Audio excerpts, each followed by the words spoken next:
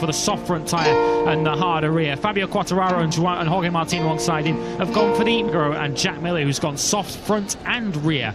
Johan Zarco starts 7th ahead of Miguel Oliveira and Alex Reed. Harder option, as is Luca Marini in 13th, Juan Mir in 14th, Gian Antonio, Mike Miller goes Gardner, Franco Morbidelli and Alex Marquez are on the 7th row of the grid, and on the back row we have Quartararo, 172 points at the Dutch TT. What a great number that is. Great to see the fans back here for the first time since Quartararo was 25 points waiting for him and extending his championship lead still further. The stadium-like feel to this. Marquez back in 2015, 104 very, very shortly, and we are going to be going here in Assen. Great start for competition for Pecco Bagnaia. Likewise, Fabio Quas sweep on through. Quartararo was second, back to 4th. What about this for Aleix Espargaro? Stunning start from the man second in the championship. They're already trying to build up a lead. Martin now just behind Aleix Espargaro. Then he has lost second place back though to Aleix Espargaro. That's Jorge Martin running a tight. Here sequence of results is going to continue. I think it's already out of the question. He's currently showing 12th. Leads by nearly 3/4 of a second over Aleix Espargaro, who's had a superb first lap. A stunner from the Spaniard. He was 5th on the grid. He got to 6th position of his teammate Juan Mir, who's down outside the points at the moment. So Aleix in this second sector, that's right at the top end of the circuit as he comes now through Steckenval. Bagnaia's advantage has been reduced already down to half a second. Up to this point, Bezzecchi looking as if he's got eyes on 4th place and going past Jorge Martinez. Fastest lap of the race to Aleix Espargaro, who pulls 0.3 of a second back on Pecco Bagnaia. Martin now is behind. Put his faith and backed Marco Bezzecchi, didn't he? And that faith has not been misplaced at all in the early stages of this Dutch TT. We're right on board with the lap number 3. This is where Alex French crashed out of the lead back in 2019 very early on. There was Bezzecchi then. What's the gap between him and Quartararo now? As Miller comes in from his long lap penalty. He recovered from a long lap in Germany last weekend to take a podium. That'll be a big ask now though here. Miller, as he now gets ready to resume his charge through the field. 10th position for him. Here are the tyre choices on your screen. There were a couple. Then they'll bank it hard left through the Ramshook, still high speed, high lean angle through this 4th gear left-hander, and then now coming into the striking distance now, the Aprilia man. Fastest rider on track though is Marco Bezzecchi in 4th position. The 3 leaders up ahead are all lapping. Quartararo's gone down! A rare mistake from the world team out the factory Yamaha. But at turn number 5, high drama indeed here in Assen. Fabio Quartararo goes to the dive up the inside and contact with Aleix Espargaro. Underneath Quartararo. Thankfully, Aleix Espargaro did stay on board. I remember back in 2000, I just wonder whether it's perhaps too damaged for him to continue.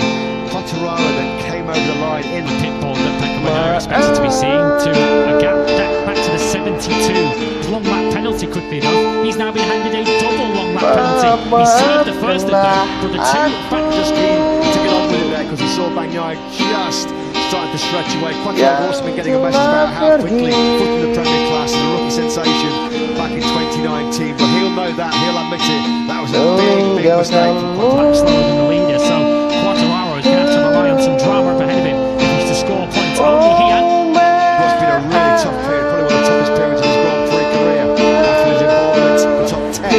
Aleix Espargaro is starting to make some progress. Then he's now past Alex Marquez, so he's Aleix Espargaro, but he does still have the opportunity to claw back some points on Fabio Quartararo. Here's how it looks from the rear of Pecco Bagnaia up ahead. Well, it's been also a disturbing. Well, what a horrible day it's been at Telsport. No points for the factory Yamaha team. As it stands at the moment, we're heading for a podium lockout for Ducati. You have Bagnaia leading from Beckman. That wasn't self-inflicted, was it, after Quartararo's blunder? He will at the moment be recovering the work to do to then claw his way back into an Airbus GP. He was circulating in 12th place. Aleix Espargaro currently 2.5 seconds. Now, that was a big one. Wow, that is a very, very second opportunity for Pecco Bagnaia. Little did he realise when he crashed out of the German Grand Prix last week. Quartararo does now intact to the crew chief Diego Gabellini.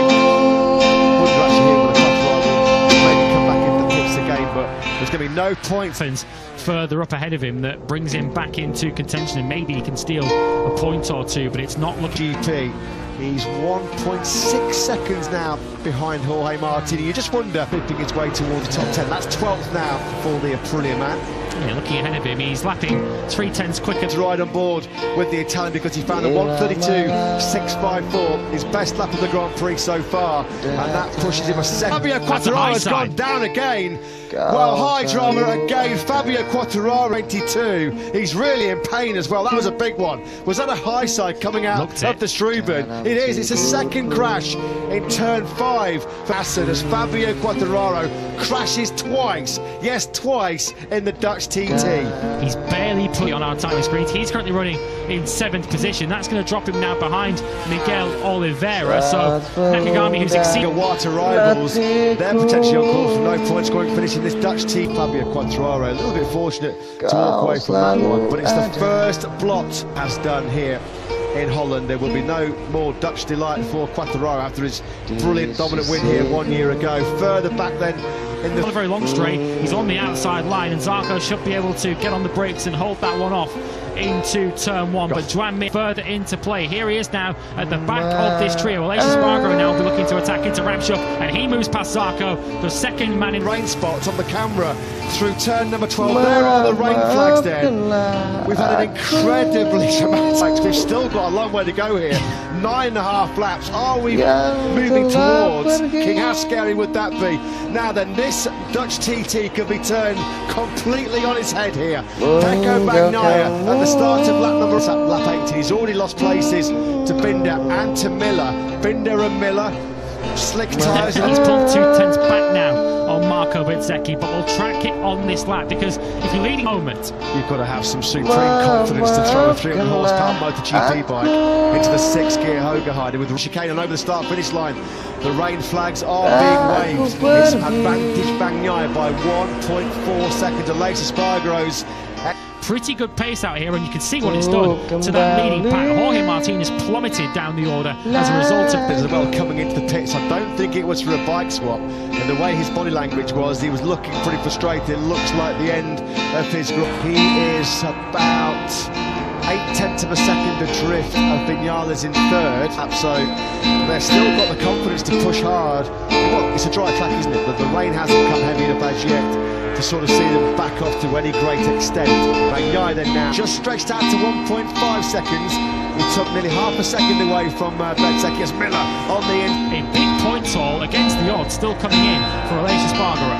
Well, having been in the grass and the gravel at Turnlace, still keeping tabs as he uses Binder and Miller as a reference directly ahead of him. There was Aleix Espargaro. 8th, 9th and 10th, which includes his teammate Alex Rins. It's Mir from Oliveira from Rins, and Nea Bastianini's tough weekend hasn't scored too many points today either. Fabio Di Gianantonio is in 14th position, and the last point at the moment quite comfortably by the pole man Pecco Bagnaia. 1:33 flat comes in from the Italian, so again he's PR46.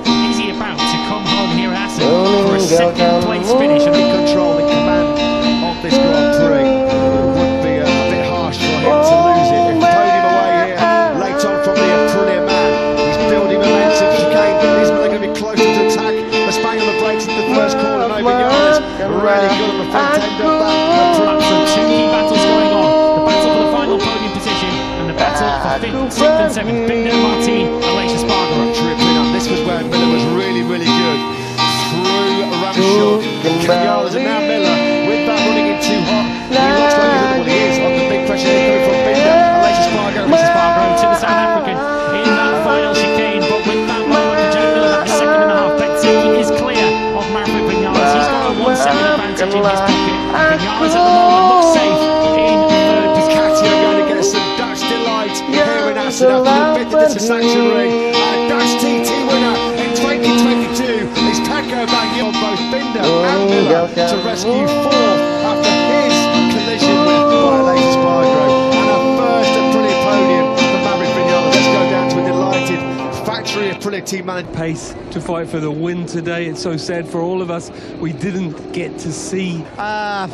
He has the race pace, absolutely. Unfortunately, in the first laps, he was out of the track, but by the way, unbelievable race. So we are happy about. There's one more Grand Prix in MotoGP than the legendary Italian.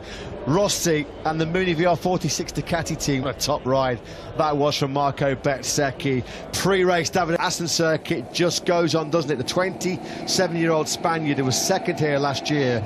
There are a pocket of Rossi celebrate with the Yellow Army. A great victory for him in what was not an easy race under early pressure. Keeps it all calculating and composed. And Pecco Bagnaia does take a factory Ducati Bosch. Gigi Ligna with Simon.